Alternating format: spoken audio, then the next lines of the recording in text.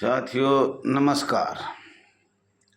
साथियों, समस्त भारतवर्ष के होमगार्ड जवान, नगर सैनिक जवान, गृह रक्षक जवान, अब आज से हम सोमशेख छोड़ देंगे।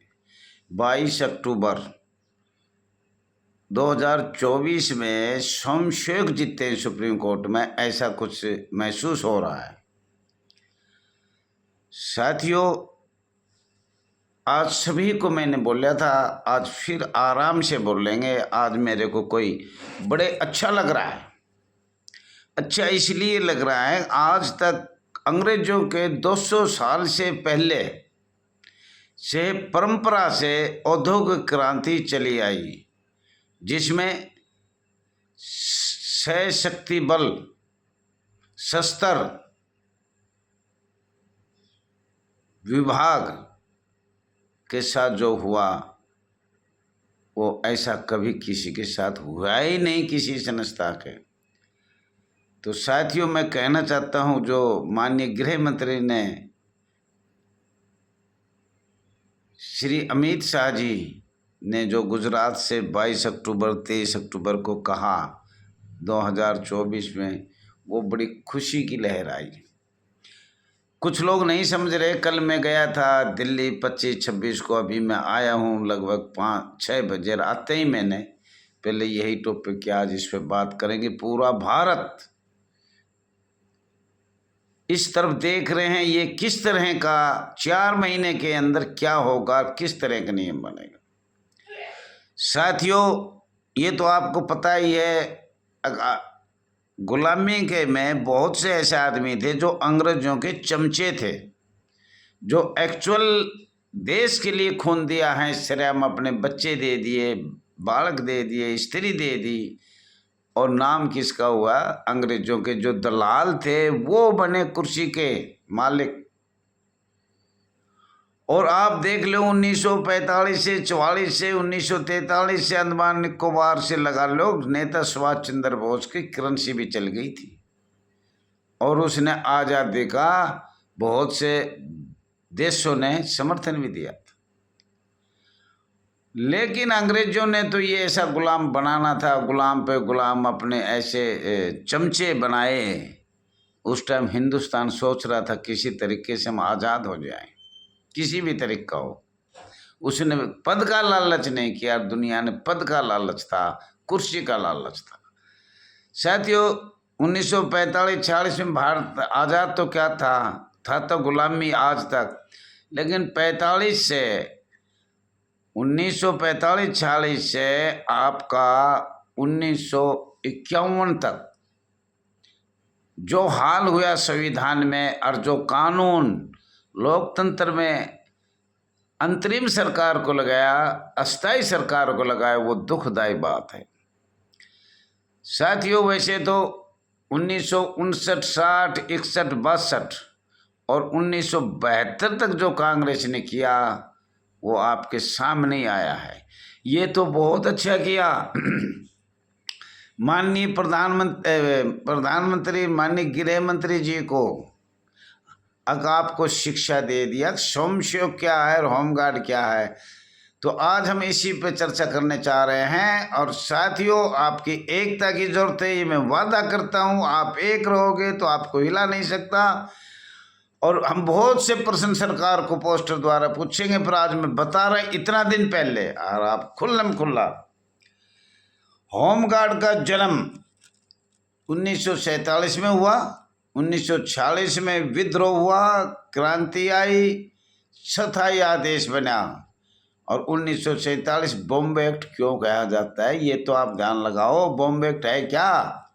अब ये 1947 में निपटारा किया था। किसने किया निपटारा? स्थायी सरकार ने किया। स्थायी होने के बाद क्या संसद में ये आवाज़ उठाई? नहीं उठाई। भारत रक्षा अधिनियम डिफेंस ऑफ इंडिया एक्ट 1915, भारतीय रक्षा अधिनियम defence of India act 1915 British सरकार ने बनाया था या भारत सरकार ने बनाया था? ये हम भारत सरकार से माननीय गृह मंत्री, माननीय प्रधानमंत्री मोदी जी माननीय महामहिम राष्ट्रपति से ये सीधा प्रश्न all India home guard welfare association register number 34,987 जानना चाहती है। जाएगी, पत्र बहुत शीघ्र डाल रहे हैं। शायद दीपावली है, दीपावली के बाद सब कार्य होगा, घबराने की कोई बात नहीं है। ये तो बहुत अच्छा किया, इस प्रश्न को हम परंपरा से उठा रहे थे, 200 साल से पहले उठा रहे थे। हमारा नाम बदल बदल बदल बदल कितने युद्ध लड़े हमने, और फिर हम आखिरी कहाँ आए, ये सब आप ध्यान से सुनना। भारत रक्षा अधिनियम डिफेंस ऑफ इंडिया एक्ट 1939 हमने कई बार लिखा है, आज फिर वीडियो के चैनल के माध्यम से बता रहा है। अब 1939 डिफेंस ऑफ इंडिया एक्ट किसने बनाया था? भारत रक्षा अधिनियम ये किसने बनाया था? मार्शल लॉ किसने लगाया था? ब्रिटिश सरकार ने या भारत सरकार ने? साथियों, ये आपका अपना चैनल है RS दिया एक्स होम गार्ड में। ज़्यादा से ज़्यादा शेयर करें, लाइक करें, सब्सक्राइब करें, कमेंट करें। मैं वादा देता हूँ 4 महीने का समय है, 4 का। ज़्यादा से ज़्यादा सब्सक्राइब करो, मेरी गारंटी होगी। लेकिन आप ऐसे पीछे होगा तो भाई कोई गारंटी ना है किसी भी प्रकार की। लेकिन आपका भारत सरकार और कांग्रेस और ब्रिटिश सरकार दूध का दूध पानी का पानी हो जाएगा। अगर आपकी एकता हुई तो हम ब्रिटिश सरकार तक भी जाएंगे। बहुत ज़्यादा लंबा काम है, लेकिन आपकी एकता होगी तो। आज माननीय मोदी जी का समय में ब्रिटिश सरकार हो, फ्रांस सरकार हो, अमेरिका सरकार हो, सारे सरकार जाएगी। अगर तुम्हारी एकता 6 लाख परिवार की हुई तो स्वयंसेवक, अगर नगर सैनिक, गृह रक्षा बल का अलग अलग छिटाव हो जाएगा, छट जाएंगे। पता लगेगा कौन स्वयंसेवक है, कौन सशक्ति बल है। जैसे पंजाब, चंडीगढ़, ये सब आपको बताया जाएगा। ऐसा थोड़ी होगा तुम्हारी शक्ति हुई और इस चैनल में अगर एकदम बढ़ते चले गए, वादा करता हूँ तुम्हें सशक्ति का बल, विशेष शक्तियाँ मिलेगी, मिल रही है, मिलेगी।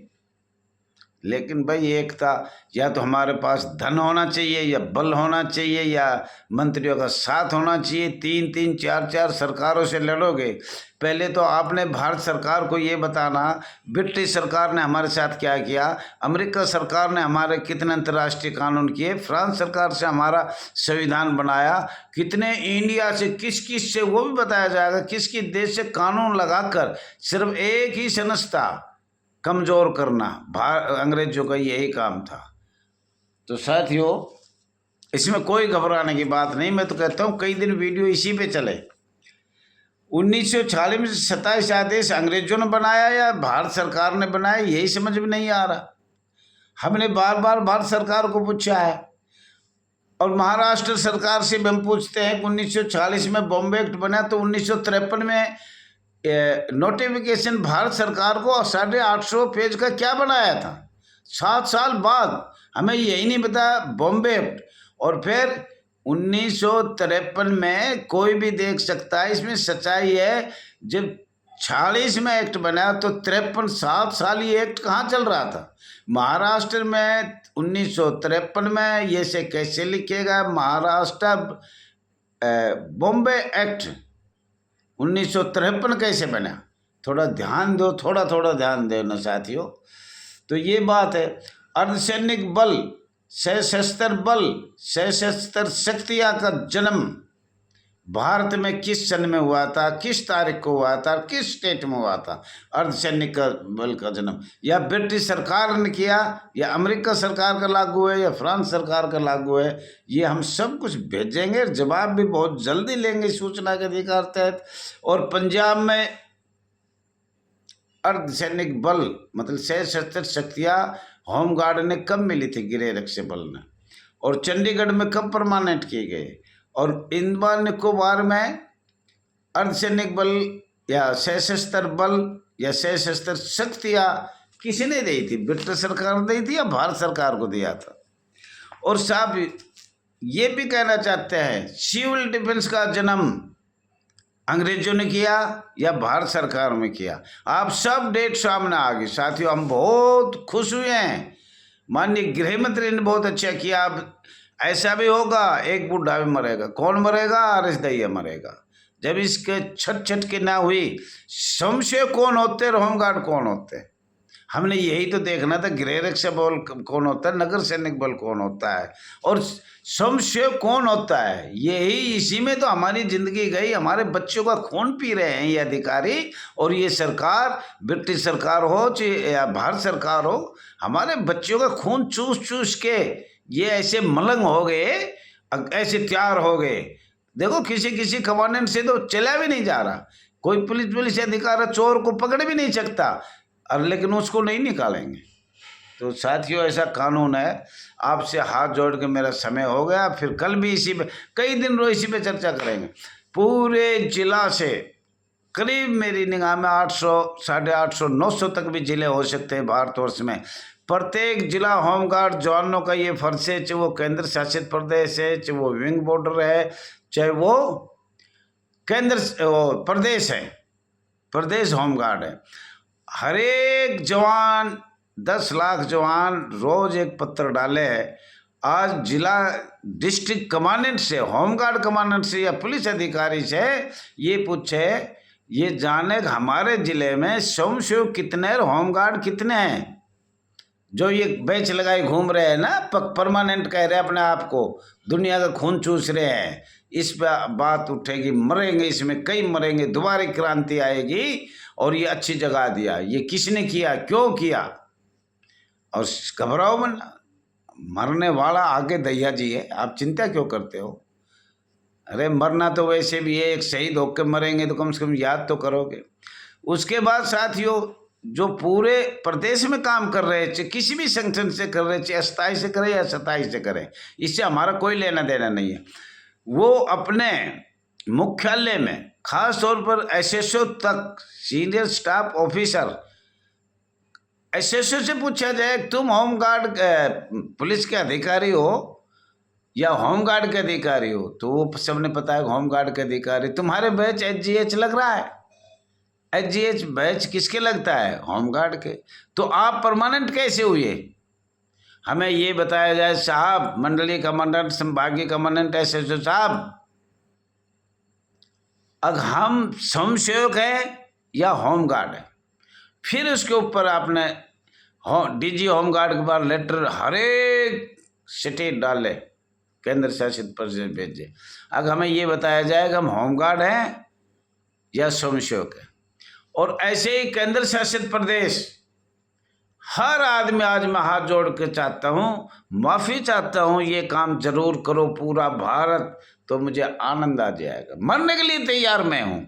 अब तुम्हारे साथ कितनी अन्याय हुआ है, एक अर्धसैनिक बल को, एक सशस्त्र बल को स्वयंसेवक बना रहे, तो हमें स्वयंसेवक अलग निकालने। ये संस्था जो स्वयंसेवक की, ये जोड़ी किसने, क्यों जोड़ी? अरे अरबों खरबों खा लिया, तो अलग अलग कर दो, नगर सैनिक अलग कर दो, रक्षा बल अलग कर दो, स्वयंसेवक अलग कर दो। इसमें ये इतना क्यों खा रहे हैं? सबसे बात है, आज मेरा जवान निकल जाता है तो उसको बहाल नहीं करते, लाओ पैसे, लाओ पैसे, लाओ पैसे, दो पैसे। दिल्ली में भर्ती बंद होना चाहिए साथियों। आज दिल्ली वालों को हाथ जोड़ के कह रहा हूँ, एकता हो तो दैया जी मरने के लिए भी तैयार है। थैंक यू साथियों, समय हो गया, माफ़ी चाहता हूँ, कल फिर यहीं पे चर्चा करेंगे। Thank you.